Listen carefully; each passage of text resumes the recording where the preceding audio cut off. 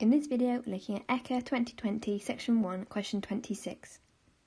So, we're told that a line with a non-zero gradient, m, is reflected in the line y equals x, which we can see here on our axes. And we're asked to find out what is the gradient of the reflected line. So, let's do a bit of experimenting. Let's say we have this is our line and our gradient is -1.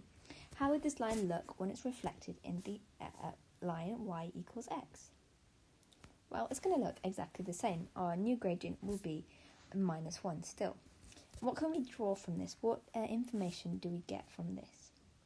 Well, we know, therefore, if this is the same, our reflected line, once it's been reflected in y equals x, is not going to have a change of sign. It's going to be the same, either negative or positive.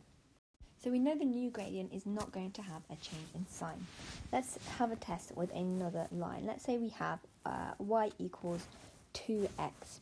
So our gradient m is 2. This is what our line would look like.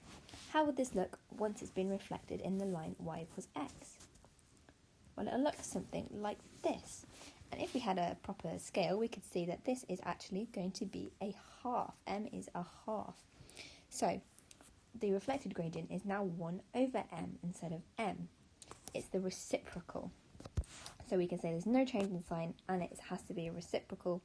That means our reflected gradient is 1 over m and the answer is C.